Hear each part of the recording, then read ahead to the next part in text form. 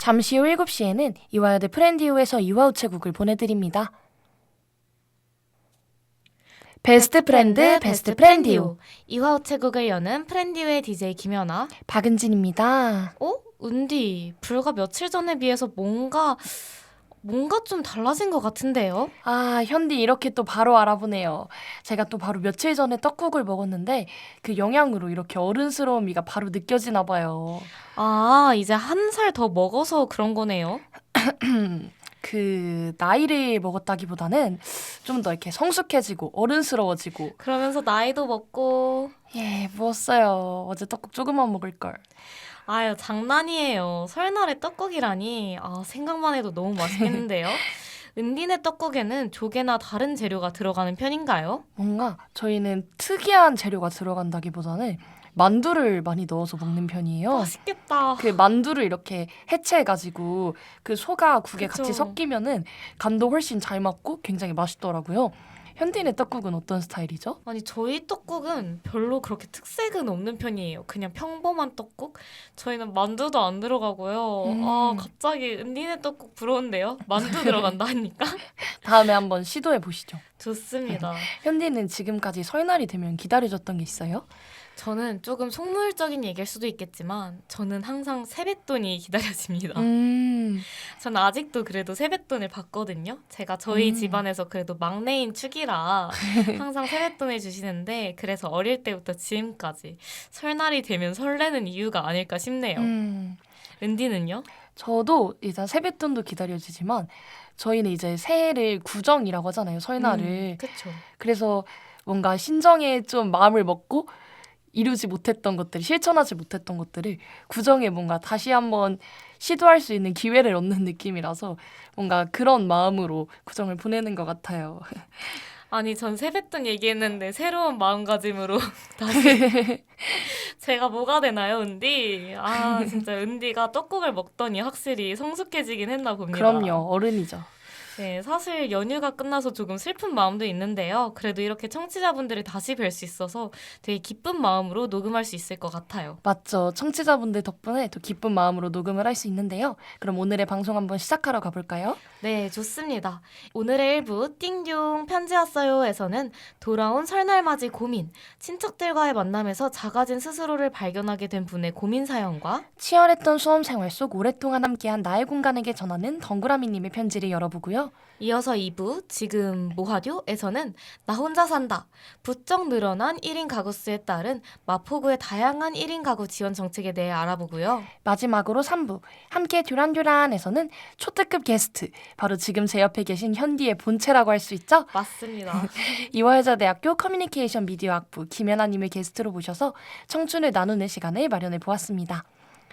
잠깐 여러분도 이화우체국 제작에 참여하실 수 있다는 사실 바로 사연과 편지를 통해서요. 프렌디오에서는 일부에서 다루는 사연과 편지를 상시 모집하고 있습니다. 너튜브에 프렌디오를 검색하시면 계정 설명란에 사연 및 편지를 보내실 수 있는 링크 있으니까요. 많은 관심과 참여 부탁드립니다. 자, 그럼 오늘 도착한 사연과 편지들을 읽으러 사소함의 문을 같이 열어볼까요? 1월 31일자 이화우체국의 22번째 이야기 지금 시작합니다.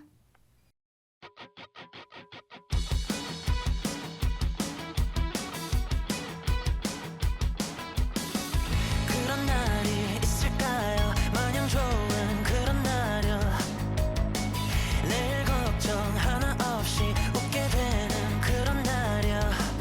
뭔가 하나씩은 걸리는 게 생기죠.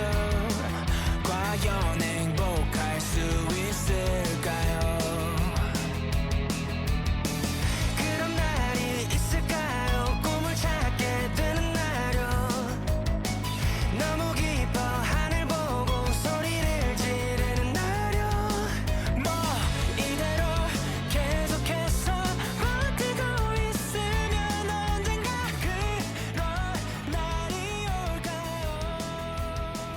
May I be happy 매일 웃고 싶어. 이화우체국의 사소함에 오늘의 사연이 도착했습니다. 같이 읽어볼까요? 오늘의 사연은 설날에 친척들과의 만남에서 스스로를 비교를 하게 되어 고민이신 분의 사연입니다. 설이다 보니 친척들을 많이 만나고 왔는데요. 그러다 보니 멋진 사람들을 정말 많이 만납니다. 집안에서는 칭찬만 받고 살다가 이렇게 큰 집단에 있으니 저는 몇 마디 언급만 하고 다른 사람들을 입에 마르게 칭찬하기 바쁩니다. 뭐 당연히 더 대단한 사람을 칭찬하기 마련이겠죠. 친척들이 잘못했다는 건 아닙니다. 하지만 제 마음이 문제죠. 자꾸 주목을 받지 못하는 상황이 슬프고 비교를 하게 됩니다. 저도 제 나름의 프라이드를 가지고 살아가면 되지만 주목을 못 받으면 스트레스를 받는 저 어떻게 하면 좋을까요?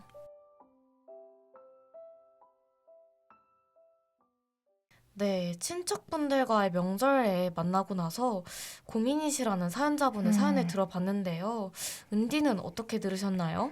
어떻게 보면은 약간 좀 비교에서 비롯되는 문제라고 생각을 하는데요. 사실 저의 개인적인 견해이기는 하지만 비교에는 끝이 없다고 생각을 하거든요. 맞아요. 왜냐면 내가 아무리 뛰어나도 결국 나보다 잘난 사람은 있을 수밖에 없거든요. 그 이유는 뭔가 절대적인 기준이 없기 때문이라고 생각을 해요.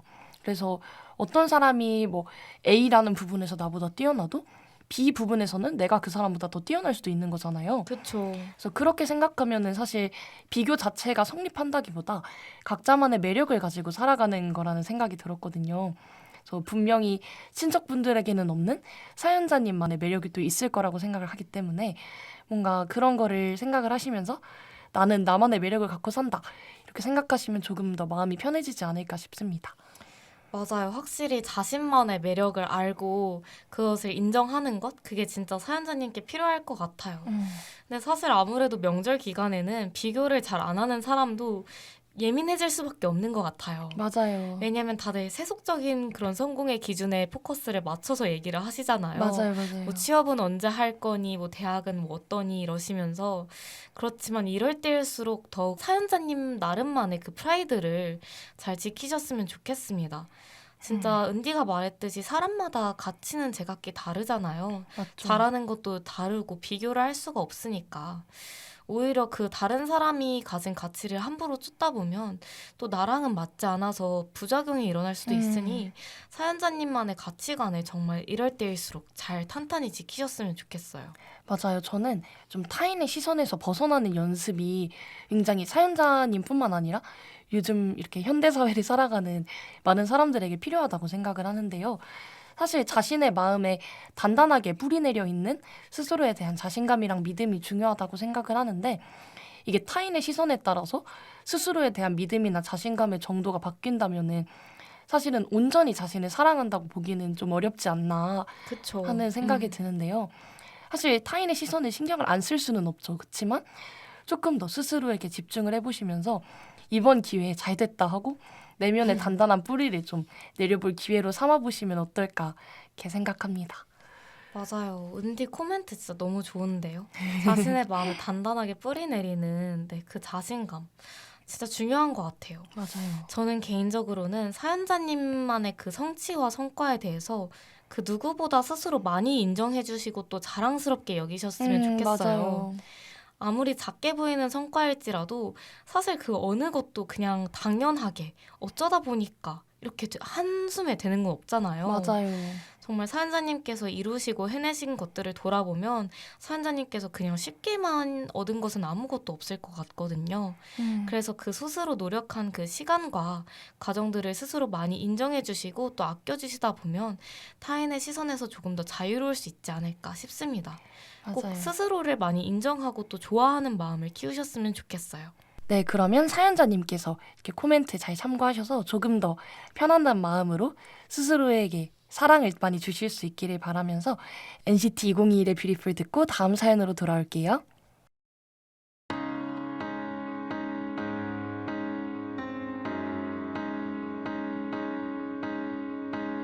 You're the most important person in your life. So be yourself. Be beautiful. 그 누군가의 삶을 담기 위해 고단한 하루를 보냈던 그때 잠이 들 때 행복하지 않다면 모두가 바란 꿈을 쫓아봐도 안 맞는 옷처럼 자꾸 더 작아져 내 탓인 거야 이것뿐이라고 포기하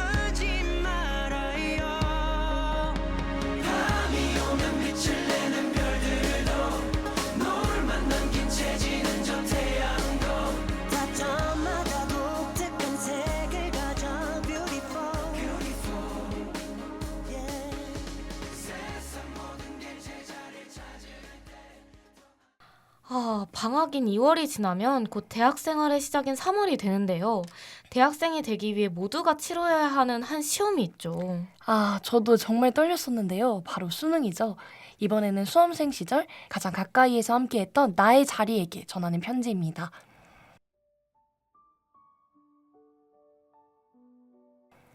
재수학원 내 자리에게. 벌써 너를 떠난 지 2년이 다 되어간다. 고등학교를 졸업하고 겨울 동안 열심히 놀고 22년 3월 너를 처음 만난 날에 아직도 잊지 못한다. 시간이 너무 안 가고 문제집에 글이 눈에 안 들어와서 재수를 바로 관둘까 고민하던 모습이 기억나네. 그날부터 약 9개월 동안 일주일에 5일씩 아침 8시부터 밤 9시까지 그 자리에서 공부하고 밥도 먹고 때론 졸기도 하면서 성장하는 시간을 준 것 같아. 그 자리에서 지내며 기쁜 날도 있었고 성적이 안 나와서 괴로운 날도 있었지만 지나고 보면 좋은 기억으로 미화되는 것 같다. 수능 끝나고 짐을 빼러 간 날 싱숭생숭했던 기분이 아직도 기억에 남네. 내 이후로 그 자리에 앉게 된 학생들도 다 잘 풀렸으면 좋겠다. 네, 이렇게 재수학원 내 자리에게 편지를 써주신 덩그라미님의 사연이었습니다. 진짜 우리 고3 때 생각이 막 새록새록 나지 않나요? 그러니까요. 정말 저도 이제 그런 독학재수학원 같은 곳에서 전 현역이긴 했지만 공부를 했었거든요. 근데 뭔가 떠올려 보면은 인생에서 무엇인가를 정말 열심히 해서 결과를 이루어낸 게 보통은 이제 대입이 처음이잖아요. 그쵸. 네, 결과도 중요하지만 사실 좋은 결과가 나왔을 때 그 결과가 빛나는 이유는 그 이전에 했던 노력 덕분이라고 생각을 하거든요. 아무 노력을 안 했는데 내가 좋은 결과를 딱 얻었어. 그러면 사실 그 좋은 결과의 가치를 잘 모를 거라고 생각을 해요. 맞아요. 사실 그래서 가장 중요한 거는 물론 결과도 중요하겠지만 그 목표를 위해서 열심히 노력했던 그 경험이 앞으로의 인생을 살아가는 데 있어서도 정말 중요한 역할을 한다고 생각을 하고 또 인생에서도 좋은 자양분이 되어줄 거라고 생각을 합니다. 은디 아주 멋있는데요? 아주 선배미가 있는데요, 오늘? 아마 그럼 은디는 수능을 앞두고는 어떤 기분을 느꼈었나요? 저는 일단은 되게 긴장을 많이 하는 타입이었어가지고 많이 떨렸었는데 이렇게 긴장을 하지 말아야지 했는데도 수능이 진짜 생각했던 것보다도 훨씬 떨렸거든요. 그쵸, 아무래도 그럴 수밖에 없죠. 네, 근데 그래서 이제 앞으로 수능을 앞두신 분들에게도 좀 해드리고 싶은 말이 잘해야 한다는 압박감 때문에 떨면은 오히려 더 떨리기 때문에 그냥 맞아요. 떨면 안 돼. 내가 예상한 대로 반드시 흘러가야 돼. 이렇게 생각하기보다는 떨릴 수 있어. 떨리는 게 당연하고 당연히 이렇게 큰 시험에서 내 예상대로 흘러가지 않을 수 있어. 이거를 생각을 하고 들어가면은 그런 상황이 발생을 하더라도 훨씬 더 좀 편안한 마음으로 유연하게 대처를 할 수 있거든요. 그래서 잘해야겠다. 나는 무조건 생각한 대로 풀려야 돼 라는 생각보다는 내가 그동안 공부한 거를 진짜 후회 없이 일단 보여주고 오겠다라고 생각을 하고 무조건 최대한 좀 남김없이 보여주고 오시기를 응원하겠습니다. 되게 좋은 마인드인 것 같아요. 내가 생각한 대로 되지 않을 수 있고 그게 어떻게 보면 당연한 거다, 자연스러운 거다라는 생각이 저도 수능 때 그렇게 생각했었다면 지금보다 조금 더 여유 있게 대학에 들어왔을지도 모르겠네요. 저는 사실 수능을 볼 때도 그랬지만 지금도 그렇고요. 수능을 봤다는 사실이 믿기지가 않아요. 맞아요. 수능 시험장에서도 진짜 이게 수능이라고? 진짜? 이러다 끝났거든요. 맞아요. 진짜 많은 분들께서 떨리기도 떨리시겠지만 이게 진짜 수능이라는 현실 감각이 없지 않으실까. 왜냐면 어릴 때부터 되게 세뇌당했다시피 매일 중대하고 정말 커다란 일이고 이렇게 들어왔는데 맞아요. 내가 그걸 하고 있다니라고 생각하니까 유독 안 믿겼던 것 같아요. 약간 인생에서 제일 중요한 시험 이런 게 딱 이렇게 박혀 있잖아요. 그쵸. 저에게는 절대 오지 않을 것 같았던. 먼 미래 같은. 은디가 또 수험생분들을 위한 꿀팁을 하나 남겨주셨으니까 저도 하나 이렇게 조언을 드려보자면 기대되네요. 부담감이 갑자기 생기는데 저는 단념하지 말라는 말씀을 드리고 싶어요. 스스로 자신의 끝과 한계를 정해놓지 말고 정말 모든 가능성을 믿으셨으면 좋겠어요. 진짜 정말로 끝이 날 때까지 최선을 다해보셨으면 좋겠습니다. 사실 은디 말대로 수능이 내 뜻대로 흘러가지 않잖아요. 맞아요. 그렇다 보니까 나의 예상대로 흘러가지 않다 보니까 내가 의외의 구석에서 또 가능성을 발견하고 그 가능성을 믿다 보면 결국 그게 좋은 결과로 이어질 수 있거든요. 맞아요. 그래서 진짜 이 방송을 듣고 계시는 모든 분들께서 자신의 모든 가능성을 다 열어두셨으면 좋겠습니다. 그리고 잘 풀리셨으면 좋겠어요. 맞아요. 아니 현디 이야기를 들으면서 이제 저도 고등학교 때 한 인강 강사분께서 말씀해 주셨던 게 기억이 나는데 여기서 이거를 해결해서 잘 풀리게 할 수 있는 사람은 사실 나밖에 없는데 내가 이 가능성을 포기하는 순간 그 가능성이 현실이 될 가능성은 이제 0%다 라는 말씀을 해주셨던 게 기억이 나거든요. 맞아요. 좋은 말이네요. 단념을 하는 순간 그 가능성은 그나마 남아있던 희박한 가능성마저도 내 손으로 없애는 거기 때문에 정말 끝까지 포기하지 않으시고 갑자기 수능 날에 정말 예상치도 못한 행운이 와서 엄청 잘 풀릴 수도 있는 거잖아요. 그렇죠. 그러니까 끝까지 포기하지 마시고 나중에 돌아봤을 때 나 정말 최선을 다했어라고 이야기할 수 있도록 잘 해내시기를 진심으로 응원합니다. 그러면 이제 사연자님께서 재수할 때 가장 많이 들었던 노래라고 하는데요. 오. 이 노래 한번 듣고 올까요? 아이브의 러브다이브 들려드리겠습니다.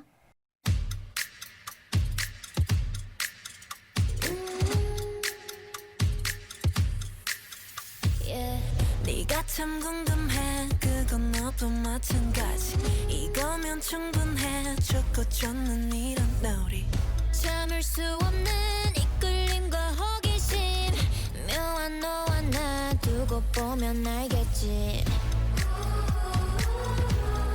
눈동자래로 감추고 있는 거 Yeah, it's so bad, it's good 난 그 맘을 좀 봐야겠어 Narcissistic my god I love it 서로를 비춘 밤 아름다운 까만 눈빛도 빠져 깊이 난 내게로 숨 참고 last time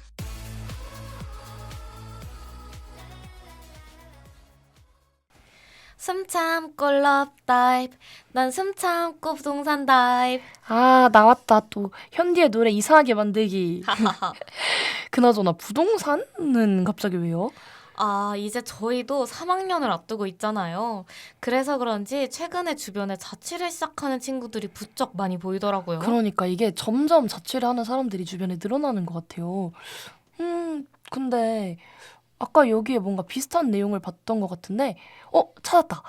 여기 우편함 쌓여있는 곳에 원룸 홍보 전단지들이 엄청 많아요. 이게 다 전단지란 말이에요? 아니, 거의 묶어서 책으로 만들어도 되겠는데요? 와! 왜요? 뭔데요? 저 좋은 생각이 났어요.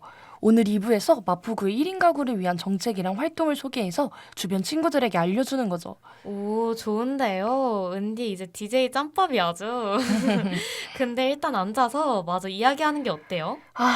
역시 이런 발상을 해내다니 제가 말했잖아요. 전 푸디오의 척척 박사라니까요. 아, 은디가 떡국을 더 먹었어야 하는데. 응? 아휴, 어른이 된 것 같다는 그 말 취소합니다. 취소해요. 네? 뭐라고요? 아니에요. 멋지다고요. 최고의 DJ. 여기 통계청 자료도 있는데요. 국가지표체계 지표누리에 따르면 2023년 1인 가구가 전체 가구의 35.5%, 2인 가구가 28.8%로 1인 가구의 비율이 가장 높아요. 진짜요? 1인 가구가 제일 높았을 줄은 몰랐는데요. 그니까요. 그리고 행정안전부에 따르면 작년 8월 기준 마포구의 1인 가구는 88,310명으로 전체 가구의 48.5%나 차지한다고 합니다. 와, 1인 가구가 많을 줄은 알았지만 이렇게까지 많을 줄은 진짜 생각을 못했는데요. 진짜요. 어서 마포구의 1인 가구를 위한 정책에 대해 알아보러 가보시죠. 네, 마포구에서는 월간 밥상이라는 정책을 시행하고 있는데요.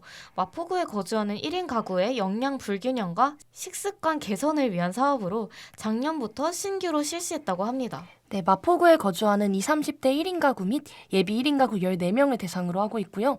우선순위로는 첫 번째로는 단독 1인 가구를 최우선으로 하고 있고 두 번째로는 기준 중위소득 150% 이하인 분들을 대상으로 진행을 하고 있다고 합니다. 네, 온라인 접수로 신청하시면 되고 단독 1인 가구의 경우 주민등록 등본이 필요하다는 점 주의해주세요. 네, 해당 사업은 총 3회 실시되었는데요.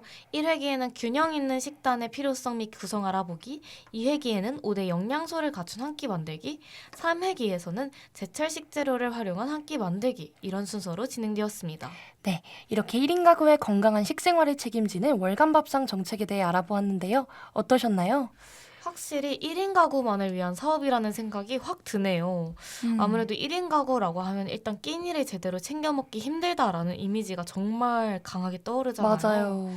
또 1인 가구만을 위한 요리 교실은 확실히 특색 있고 좀 다른 것 같습니다. 맞아요. 이게 아무래도 좀 혼자 살다 보면은 인스턴트나 좀 배달 음식 위주로 먹게 되잖아요. 근데 사실은 좀 건강을 장기적으로 생각하면은 스스로 좀 건강한 식습관을 갖추는 게 중요한데 맞아요. 이거를 이렇게 지자체에서 책임을 져주는 게 굉장히 좀 좋다라는 생각이 들었던 것 같아요. 이어서 1인 가구를 위한 안전 지원에 나선 마포구의 활동에 대해서도 알려드릴게요. 네, 작년 마포구는 혼자 거주하는 주민들이 안심하고 생활할 수 있도록 12월까지 1인 가구 안심 장비 지원 사업 대상자들이 모집했습니다. 대상 가구는 아파트와 오피스텔을 제외한 전세 보증금 2억 5천만 원 이하에 거주하는 가구가 대상 가구였는데요. 안전한 생활을 위한 안심 홈세트 물품을 제공했다고 합니다. 네, 이 안심 홈세트에는 가정용 CCTV, 핸드폰과 연동되는 스마트 초인종, 현관문을 이중으로 보호할 수 있는 현관문 안전고리 등으로 구성이 되었다고 합니다. 특히 경찰 추천 스토킹 피해자에게는 안심 홈세트 외에도 음성인식 비상벨과 디지털 도어록을 추가로 지원했다고 하네요. 네, 그래서 실제로 2023년에는 총 61명의 1인 가구에 안심 홈세트를 지원했고 또 스토킹 피해자 3명에게 추가 안전 물품도 제공했다고 합니다. 네, 이 안심 홈세트 신청은 마포구청 누리집 또는 마포구청 가족행복지원과를 방문해서 신청하실 수 있습니다. 네, 이렇게 신청을 하시게 되면 선정된 대상자에게는 지원 물품을 각 가정으로 배달해 준다고 합니다. 그 외에도 마포구에 다양한 안전 프로그램이 있는데요. 늦은 밤 안전한 귀가를 위한 안심귀가 스카우트, 화장실 내 불법 촬영을 감시하는 불법 촬영 시민 감시단, 방범 시설물을 모니터링하여 여성 안전 환경을 제공하는 구석구석 안전 모니터링단이 있습니다. 네, 또 24시간 실시간 대응 시스템인 마포구 안심이 CCTV 관제 요원도 운영 중이라고 합니다. 네, 이렇게 1인 가구를 위한 마포구의 다양한 정책을 알아봤는데요. 은디 어떠셨나요? 사실 저는 이제 만약에 자취를 하게 된다면은 가장 좀 걱정되는 부분이 아무래도 좀 안전 문제인 것 같아요. 이게 혼자 살다 보니까 그런 일이 생기면 안 되겠지만 혹시나 문제가 생겼을 때 좀 도와줄 수 있는 사람이 없다 보니까 근데 안심 홈세트를 제공을 해주잖아요, 마포구에서. 그런 게 있으면은 조금 더 이렇게 마음을 놓고 안심하면서 살 수 있을 것 같다는 생각이 들어서 안심 홈세트가 기억에 남았고 또 늦은 밤에 귀가를 할 때도 가끔씩 이렇게 무서울 때가 있잖아요. 그쵸. 그때 안심귀가 스카우트 분들과 함께 가면은 조금 더 이렇게 밤길을 덜 무서워하면서 갈 수 있겠다는 생각이 들어서 좀 기억에 남는 것 같습니다. 맞습니다. 사실 다른 부분들 같은 경우에는 이제 삶의 뭐 질과 관련된 문제여도 안전은 진짜 삶에 있어서 필수적인 요소이기 때문에 맞아요. 더욱 이렇게 적극적으로 잘 보장이 되는 게 중요한 것 같아요. 이렇게 다뤄보면서 사실 또 지금이 명절 시즌이잖아요. 맞아요. 명절마다 사실 1인 가구는 소외되기가 너무 쉬운데 이렇게 같이 1인 가구 분들도 같이 프렌디와 함께 1인 가구만을 위한 정책들 알아보시면서 따뜻한 명절 시즌 되시길 바랍니다. 네, 그러면 저희는 시스타의 나 혼자 듣고 3부로 돌아올게요.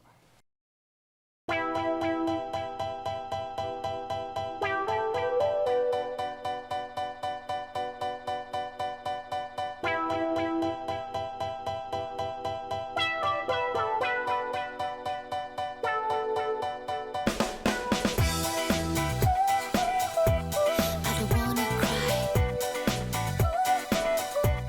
Please dry my eyes. I'm feeling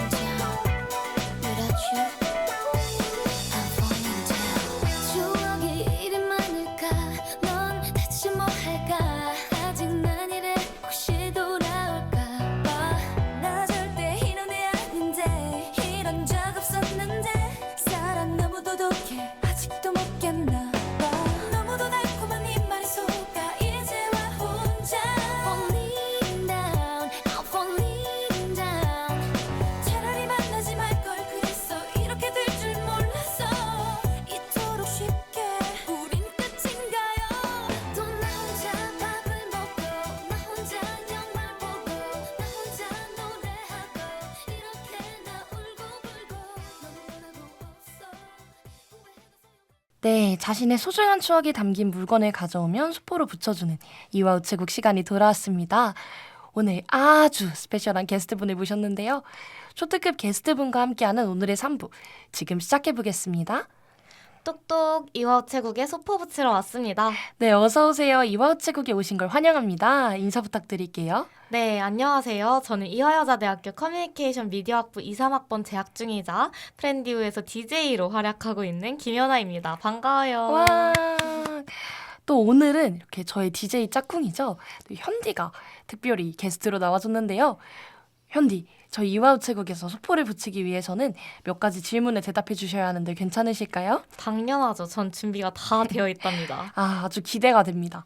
좋습니다. 그럼 오늘의 3부 게스트 현아님과 함께 본격적으로 이야기해 보겠습니다. 참고로 긴장하거나 너무 인위적인 대답을 하게 되면 수수료가 붙는데 현디의 경우에는 따따블로 붙을 예정이니까요. 편안하게 말씀해 주시면 됩니다. 네, 제가 DJ 경력을 활용해서 한번 아주 편안하게 대답해 보겠습니다. 네, 일단은 현디가 이제 커미부 전공이기도 하지만 미술사학을 복전하고 있잖아요. 맞습니다. 그래서 이제 이 미술사학에 관련된 내용이 또 아주 궁금했는데요. 현디는 언제부터 미술을 좋아하게 됐고 또 왜 좋아하게 됐나요? 저는 일단 부모님께서 다 미술을 좋아하세요. 그래서 어릴 때부터 전시회도 되게 많이 데려가시고 또 그래서 미술 작품을 볼 기회가 참 많았던 것 같아요. 그래서 그렇게 자연스럽게 스며들었다고 볼 수가 있는데요. 특별히 뭔가 계기가 된 작가가 있다면 르누아르라는 작가의 그림을 보고 특히 미술에 재미를 들리게 된 것 같은데 그 작가의 그림들이 다 약간 몽글몽글하고 낭만적이고 누가 봐도 예뻐요. 그렇다 보니까 그 작가의 그림에 시선이 자연스럽게 가더라고요. 그렇게 해서 미술을 좋아하게 된 것 같습니다. 근데 이게 사실은 좋아한다고 전공을 하게 되지는 않잖아요. 맞아요. 근데 어떻게 이렇게 미술사학을 복전을 하게 됐고 또 현대 미술사 수업을 듣게 됐는지 좀 궁금하네요. 맞아요. 사실 미술을 좋아했지만 저는 미술사학에 대한 편견이 있어서 복전을 망설이고 있었어요. 왜냐하면 저는 작품을 있는 그대로 보는 걸 참 좋아하는데 미술사학을 공부하게 되다 보면 아무래도 미술 사조를 막 분석해야 되고 역사적 배경도 막 공부해야 되는데 이런 정보성 내용이 오히려 제 흥미를 떨어뜨리지 않을까 하는 걱정이 됐던 것 같아요. 근데 이제 현대미술사 수업을 들어보니까 이게 다 괜한 걱정이었구나 싶더라고요. 실제 미술사학 수업에서는 무작정 정보를 막 우겨 넣기보다는 흐름과 개연성을 가지고 이제 작품이랑 잘 어우러지게끔 그렇게 같이 정보를 배우는 느낌이라 오히려 부담스럽지 않고 시야랑 관점을 되게 넓혀주거든요. 그래서 현대미술사 수업을 듣는데 너무 재밌는 거예요, 진짜. 그 수업이 있는 날에 심장이 약간 두근두근? 약간 설렌다 싶을 정도로 너무 재밌어서 그때부터는 이제 망설이지 않고 미술사 복전해야겠다 생각하게 됐습니다. 진짜 좋아하는 거였나 보네요. 맞아요. 그러면 너무 재밌어요. 그 설레는 현대미술사 수업 중에서도 좀 기억에 남는 가장 흥미로웠던 내용은 뭔가요? 사실 현대미술사뿐만 아니라 모든 미술사 수업을 들을 때마다 흥미롭게 느끼는 부분이 있다면 아무래도 이제 미술과 예술을 배우지만 결국 사람으로 기결될 때 이게 결코 사람이랑 한 사람의 인생과 떨어져 있는 게 아니구나 하는 느낌이 있을 때 정말 항상 흥미롭고 도파민이 터지는 지점인 것 같아요. 사실 미술이랑 예술을 우리 삶과 약간 분리해서 생각하기 되게 쉬운데 맞아요. 사실상 그것도 다 한 작가 그리고 그 작가의 생애 그리고 또 관람하는 사람들까지 엮여서 정말 우리의 삶과 긴밀하게 엮여 있거든요. 그래서 그런 인문학적인 그런 요소가 보일 때마다 너무너무 재밌고 항상 흥미로운 것 같습니다. 와, 그러면 이제 이 현디의 미술사학에 대한 사랑을 지금 청취자분들도 충분히 느끼셨을 거라고 생각을 하는데요. 그래서 준비한 코너죠. 현디와 함께 미술사학의 매력에 빠져보는 시간인데요. 아니, 거창한데요, 코너가 조금? 제가 좀 개인적으로 궁금했던 거는 뭔가 일반 미술이랑 미술사학의 차이점이 뭔지가 되게 궁금해요. 어떤 차이가 있을까요? 맞아요. 항상 되게 많이 질문 주시더라고요. 미대 수업이랑 어떤 게 다른 거냐고. 이제 미술은 보통 창작을 하는 거죠. 작품을 만드는 건데 미술사학은 창작되어 있는 작품을 탐구하는 거라 보시면 돼요. 그래서 그 작품 자체를 탐구하면서 이제 같이 엮여 있는 미술가나 시대를 같이 연구하는 거죠. 그런 점에서 확실히 차이가 있다고 보시면 될 것 같습니다. 오, 현디가 또 회화 작품도 좋아한다고 들었어요. 이 회화 작품을 좀 어떻게 해서 좋아하게 됐는지, 그리고 좀 좋아하는 작품이 있다면 또 소개도 간단하게 해주시면 좋을 것 같아요. 사실 회화 작품을 막 제일 좋아한다기보다는 가장 보편적이다 보니까 자주 볼 수밖에 없고 그래서 일찍 눈이 트였다라고 보시는 게 정확할 것 같고요. 사실 좋아하는 회화 작품 속에 너무 많아서 말하면 또 날밤을 샐 수 있어요. 우와. 그래도 하나만 얘기를 해보자면 사실 가장 좋아한다고 확답을 드리긴 어렵지만 임팩트 있게 봤던 작품은 모네의 수련이 있는 연못이라는 작품이었습니다. 사실 모네라는 작가는 워낙 대표적인 작가 중에 한 명이잖아요. 맞아요.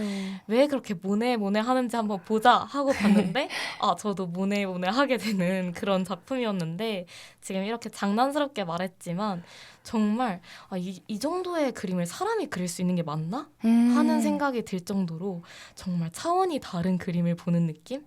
네, 정말 너무 경이로운 느낌이었기 때문에 네, 정말 임팩트가 많이 컸어요. 보면서 한참을 멍하니 있게 되더라고요. 저도 이제 사실 어렸을 때 그런 작품들을 이렇게 간단하게 다 배우잖아요. 네. 근데 뭔가 현디의 얘기를 듣고 나서 좀 다시 보면은 좀 새로운 관점으로 보이겠다 싶은 생각이 들어서 또 다시 한번 시도를 해봐야겠다는 생각이 드네요. 맞습니다. 또 최근에 도자기나 뭐 설치미술, 조경같이 좀 다양한 분야에 관심이 생겼다고 하셨는데 이 분야에 좀 어떤 점들이 흥미로웠나요? 저는 사실 뭐 이 분야에 콕 집어서 어떤 점이 흥미로웠다기보다는 그냥 제가 잘 몰랐던 부분들이잖아요. 저는 회화 작품 위주로만 많이 접했다 보니까 아무래도 도자기나 다른 부분에 있어서는 왜 좋은 거지? 하면서 잘 모르는 그런 시기도 있었는데 계속 보다 보니까 보이는 거예요. 점점 새롭게 눈이 뜨이는 그 경험이 짜릿하다 해야 될까요? 네, 그러면서 아까 말했듯이 또 나와 멀리 떨어져 있는 게 아니구나. 저마다 사람들이 실제로 뭔가 사용했고 의미가 깃들어 있고 이런 것들을 체감할 때마다 저는 너무 재밌더라고요.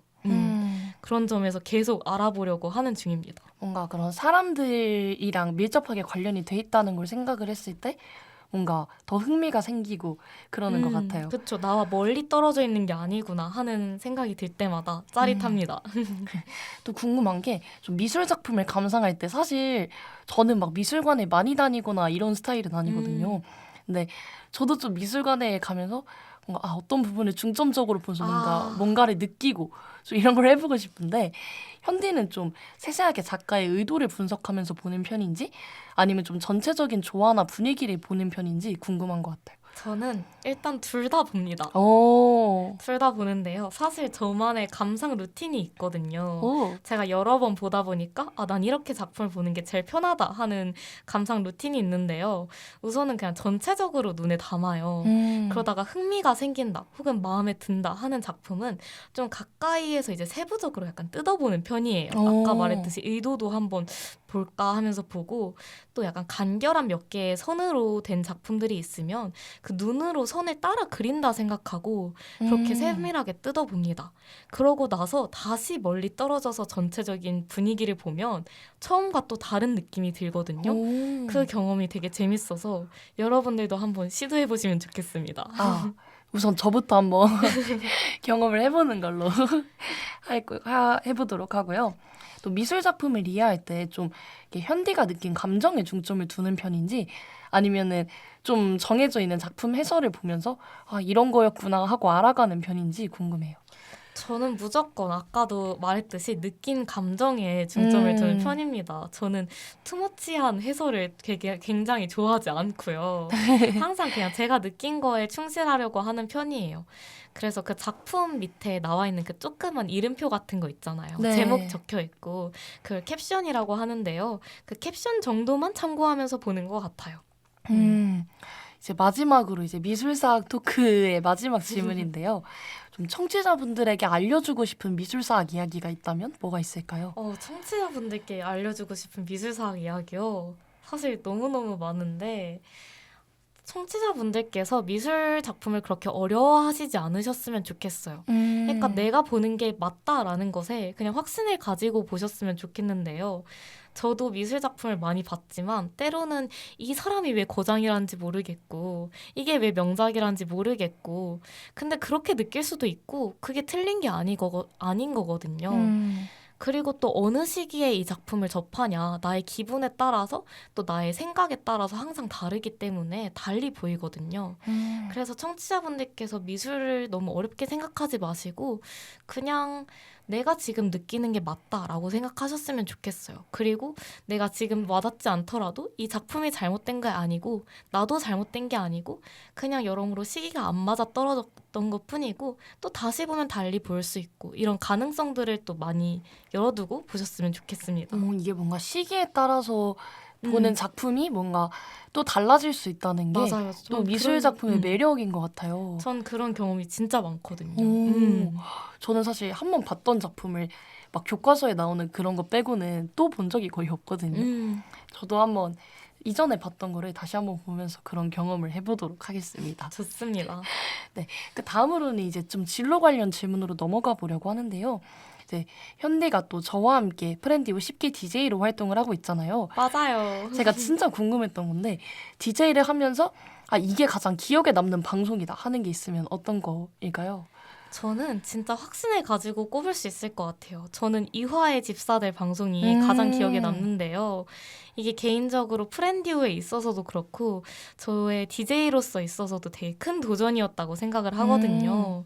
이제 DJ로서의 부분만 생각해 봤을 때는 일단 저 혼자 단독 진행도 처음이었고요. 맞아요. 그렇게 많은 게스트분들과 함께하는 것도 처음이었고 또 아무래도 화제성을 가지고 계시다 보니까 주변에 기대감도 꽤 있었어요. 그러다 보니까 오시는 건 너무 좋고 기대가 되면서도 한편으로는 조금 무섭고 불안한 마음도 있었거든요. 과연 잘 해낼 수 있을까? 사실 돌이켜봤을 때 저의 진행이 100% 마음에 드는 건 아니지만 집사들 분들께서 너무 재밌게 방송을 채워주셨고 또 무엇보다 사연을 실제로 보내주셨던 청취자분께서 댓글을 남겨주시면서 잘 들었다고 얘기를 해주셔서 되게 보람이 있는 방송이었다고도 생각합니다. 또 현디가 이화의 집사들 방송을 준비하는 걸 봤었는데 정말 그 보이지 않는 곳에서도 엄청 열심히 준비를 했었거든요. 그랬었나요? 그래서 또 좋은 결과로 좋은 방송이 나오지 않았나 하는 생각이 드는데요. 네, 이거는 또 이제 현디의 프렌디오에 대한 애정을 확인할 수 있는 질문인데요. 프렌디오가 좋은 이유 3가지를 10초 안에 한번 말해봅시다. 추하네요. 시작할게요. 시작. 일단 라디오 방송을 만든다는 점에서 좋고요. 또 배울 점이 많은 사람들과 함께 한다는 점에서도 좋고요. 또 낭만이 있다고 생각합니다. 오, 네. 3개를 이렇게 막힘없이 말하시네요. 준비해 왔어요, 미리. 무슨 질문을 할까 생각하고 프렌디오 3가지? 척척이지 하면서 수루루룩 그치만 이제 얘기해봤습니다. 그 프렌디오를 향한 현디의 애정은 진심이라고 당연히 생각을 그쵸. 하고요. 그럼 프렌디오를 통해서 가장 많이 얻어가는 가치는 무엇인가요? 저는 좀 저라는 사람의 가능성을 좀 많이 믿게 된 것 같아요. 사실 저는 예전에도 말한 적 있었던 것 같은데 사람들 앞에서 말하는 걸 진짜 극도로 꺼려 하거든요. 특히 저는 아직도 이거 약간 비밀인데 프렌디오 회의 때 우리 피드백 같은 거 말하잖아요. 맞아요. 아직도 조금씩 떨어요. 진짜요? 네. 아직도 사람들 앞에서 말하는 게 가끔씩 어색해서 떨리는데 그럼에도 불구하고 내가 2년차 DJ잖아요. 하고자 하면 진짜 할 수 있구나 라는 걸 프렌디오를 하면서 정말 많이 깨달은 것 같아요. 그래서 앞으로 나 자신을 좀 단정짓기 쉬운 순간마다 이건 못하지 않을까 하는 순간마다 이 프렌디오의 경험을 많이 생각하면서 또 그런 것들을 잘 헤쳐나갈 수 있지 않을까 싶어서 가장 많이 얻어가는 그 가치가 그게 아닌가라고 생각합니다. 현디가 이렇게 사람들 앞에서 말하는 걸 되게 떨려한다고 했는데 정말 티가 하나도 안 날 정도로 진짜요? 매 방송마다 굉장히 능숙하게 진행을 하잖아요. 그래서 뭐지? 이렇게 티가 하나도 안 나네? 라는 생각이 좀 들었습니다. 저 아직도 녹음하기 전에 가끔씩 손이 떨려요. 에? 진짜예요. 근데 티가 하나도 안 나네요. 감사합니다. 또 현디가 봉사활동 동아리 씨앗에서 활동을 했다고 들었는데요. 이 동아리는 좀 어떻게 들어가게 된 건가요? 일단 씨앗은 예술봉사 동아리인데요. 이제 예술을 통해서 사회적 가치를 많이 실현하는 동아리예요. 근데 이제 전시회 개최나 이런 색다른 활동을 통해서 하다 보니까 일단 재밌어 보이더라고요. 제가 또 미술사학 좋아하니까 내가 직접 전시회를 만들어 볼 수 있다는 점에서 특히 와닿았던 동아리여서 정말 재밌어 보인다. 이 생각 하나를 가지고 들어갔던 것 같아요. 와, 되게 현디는 좀 도전을 그런가요? 네, 이렇게 막 크게 주저하지 않고 한다라는 생각이 드는 것 같은데 그러면 이 씨앗에서 가장 기억에 남았던 활동은 뭔가요? 저는 이제 세미나 활동이 가장 기억에 남는데요. 이 세미나 활동이 뭐지? 라고 생각하실 분들을 위해서 간단하게 설명을 드리자면 이제 자발적인 주체적인 팀플이에요. 교수님의 입김이 들어가지 않는 그런 느낌으로 내가 진짜 하고 싶어서 하는 팀플이라고 설명할 수 있을 것 같아요. 동아리 부원들끼리 이렇게 조를 나눠서 각자 관심 있는 주제에 대해서 얘기하고 또 선정을 한 다음에 좀 더 깊게 이렇게 조사하고 해서 발표를 하면서 이제 다른 팀원들과도 나누는 거죠. 그런 활동이라고 보시면 될 것 같아요. 이게 약간 좀 미술사학 했던 거나 그런 거랑도 관련이 있을 것 같아요. 맞아요. 뭔가 이렇게 다른 사람들과 각자의 생각을 나눠보고 이런 게 저는 좀 대학생 때만 할 수 있는 낭만이지 않나 하는 생각이 들었습니다. 네, 현디가 또 세미나 주제로 현대 한국화를 알아보는 전통의 재해석이라는 주제로 이렇게 세미나를 했다고 하는데 이거에 대해서도 간단하게 소개해 주실 수 있나요? 맞아요. 사실 세미나 활동이 기억에 남는 이유가 이 주제 때문인 것 같은데요. 왜냐면 제가 제시한 주제인데 채택이 됐거든요. 그래서 개인적으로 뿌듯함이 있어요. 사실 이 주제는 제가 혼자서 아트 매거진을 보다가 이 한국화라는 단어를 대신해서 동양화로 다 통칭하는 건 이제 한국 미술을 하나의 장르로 인정하지 않으려 하는 그런 일제의 식민지배 사상이 약간 들어간 그 잔재라는 말을 보고 개인적으로 충격을 받은 거예요. 그러고 보니까 나도 한국화라고 얘기할 수 있는 걸 자꾸 동양화라고 다 이렇게 뭉뚱그려서 얘기하고 있었네?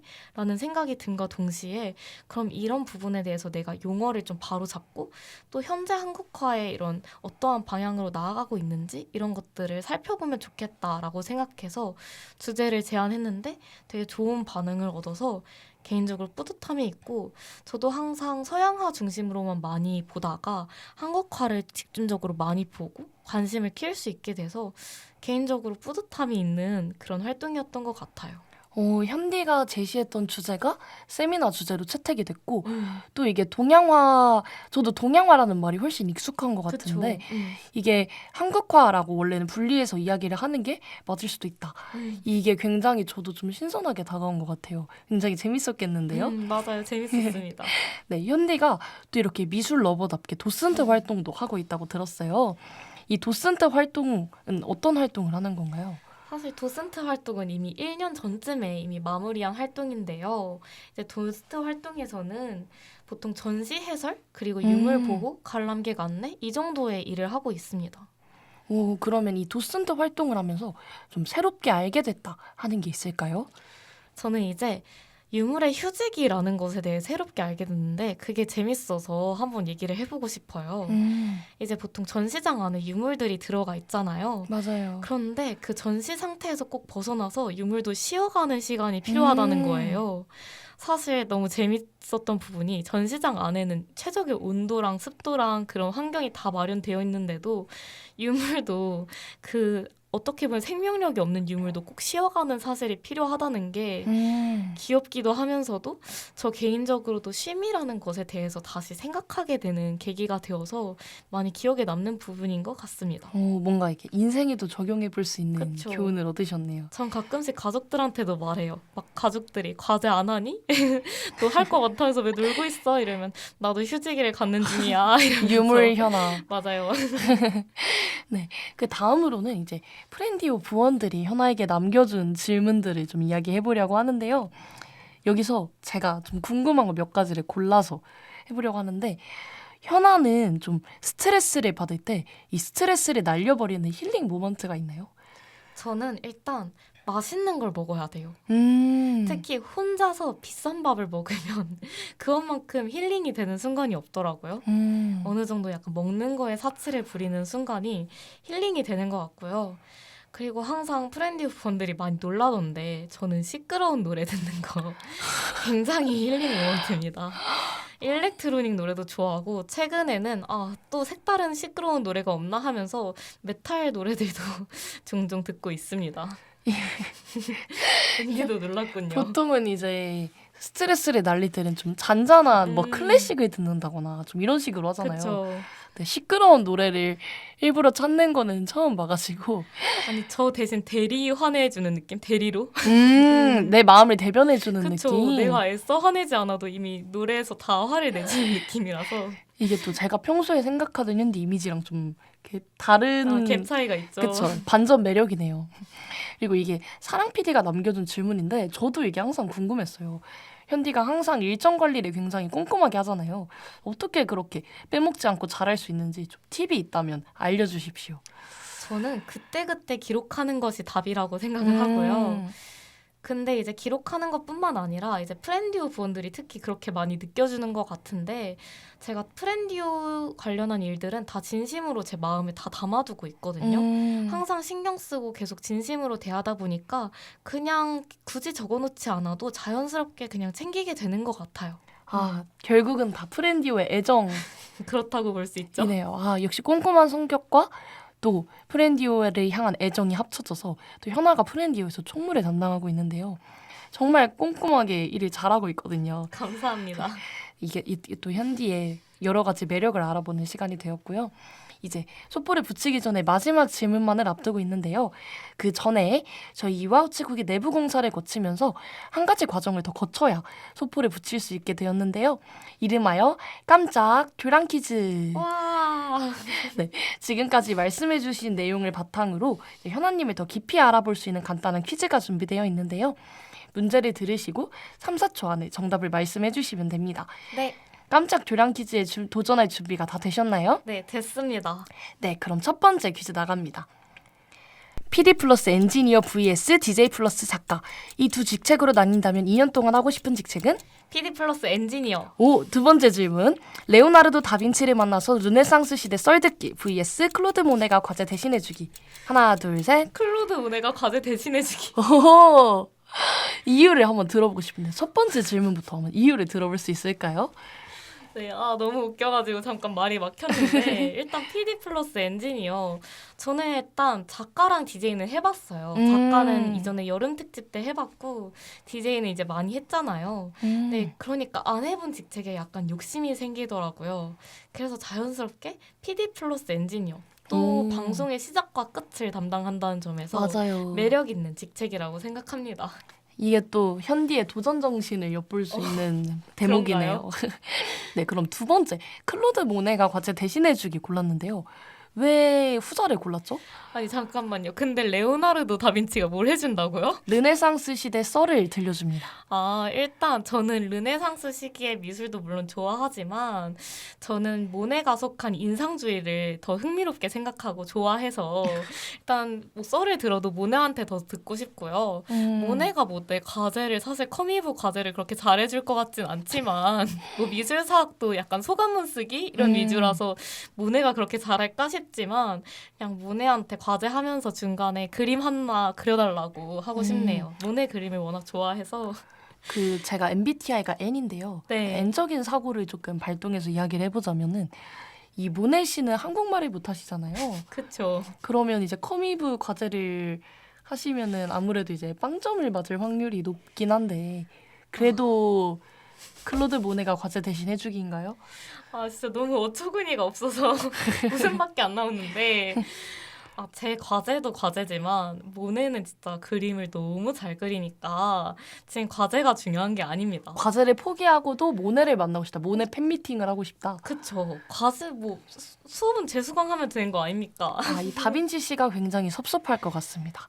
저는 네. 모네 그림을 좋아하기 때문에 개인의 취향이죠, 이것도. 네, 그럼 레오나르도 다빈치 씨의 섭섭함 잘 알았고요. 퀴즈에 응해주셔서 감사합니다. 그럼 소포를 붙이기 위해서 마지막 질문을 드릴게요. 네.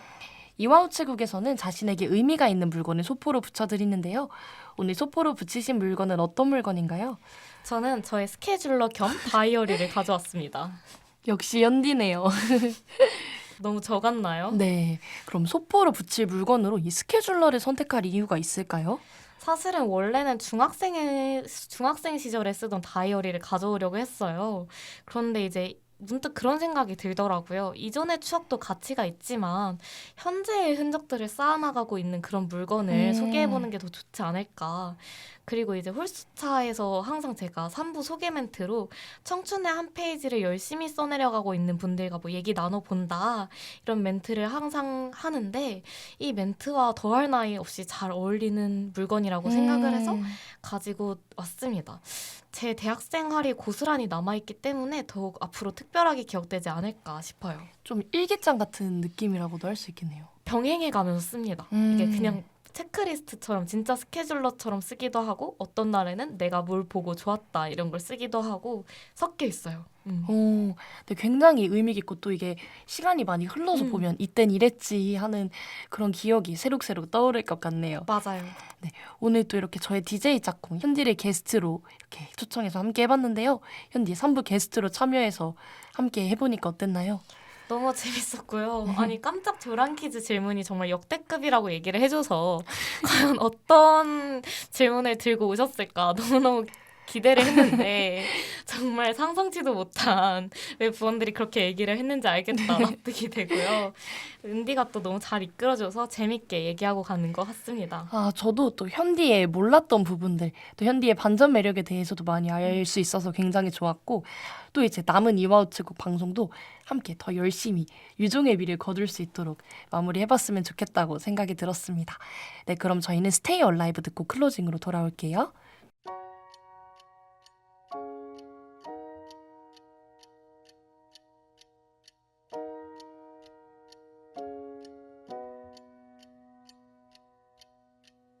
There's a rhythm and rush these days where the lines don't move and the colors don't fade. Leaves you empty with nothing but dreams. In a world gone shallow, in a world gone mean. Sometimes there's things a man cannot know. The gears won't turn and the leaves won't grow. There's no place to run and no gasoline. Engine won't turn and the train won't leave. Engines won't turn and the train won't leave. I will stay with you tonight. Hold you close till the morning light. In the morning watch the new day rise. We'll do whatever just to stay alive. We'll do whatever just to stay alive. Well, the way I feel is the way I ride.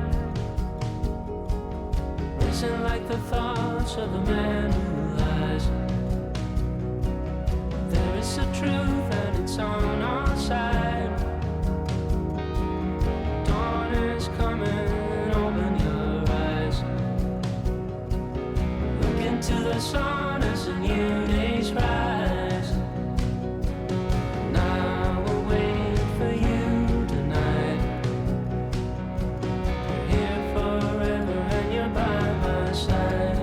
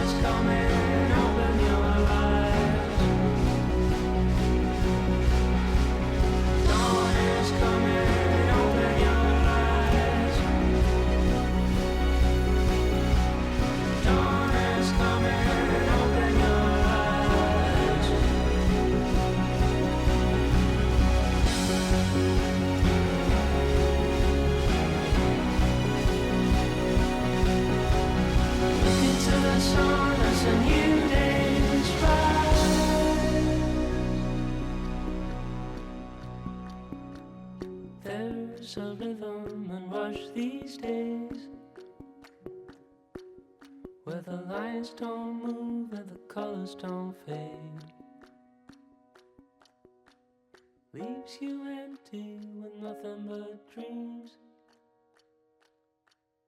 in a world gone shallow, in a world gone mean. 호세 곤잘레스의 Stay Alive 듣고 돌아왔습니다. 은디 오늘 방송 어떠셨나요? 아, 저는 사실 다 정말 기억에 남았지만은 3부에서 현디랑 이야기를 나눴던 게 정말 가장 기억에 남았던 것 같아요. 재밌으셨나요? 너무 재밌었고, 진짜요? 네, 또 뭔가 현디의 깊은 생각을 들어볼 수 있어서 좋았던 것 같고요. 또 이제 비교에 관련해서 사연 보내주셨었잖아요. 그 일부 사연 보면서 뭔가 저도 한때 비교를 굉장히 많이 했던 사람이기 때문에 저의 과거 모습을 떠올리며 또 앞으로 좀 비교를 하기보다는 나 스스로의 그런 깊은 뿌리를 내리자는 저 스스로의 다짐을 담아서 또 코멘트를 해드렸기 때문에 좀 기억에 남았던 것 같습니다. 저도 오늘 3부에서 은디랑 같이 제가 또 게스트로 나와보는 건 특별한 경험인 것 같은데요. 생각보다 좀 떨렸어요. 제 얘기를 막 하려고 하니까. 그래도 제 얘기를 이렇게 길게 해본 건 처음이라서 되게 재밌었고요. 또 오늘 은디와 이렇게 또 좋은 추억을 하나 더 쌓은 것 같아서 기분이 좋습니다. 네, 오늘 방송이 정말 기억에 많이 남는 방송이 될 것 같아요. 그럼 오늘 방송 한번 마무리해볼까요? 오늘의 유아우체국은 여기서 그만 문을 닫겠습니다. 여러분을 향해 항상 활짝 열려있는 이와우체국을 기억해주세요. 그럼 지금까지 DJ 김연아 박은진이었습니다. 베스트 프렌드, 베스트 프렌디오. 안녕!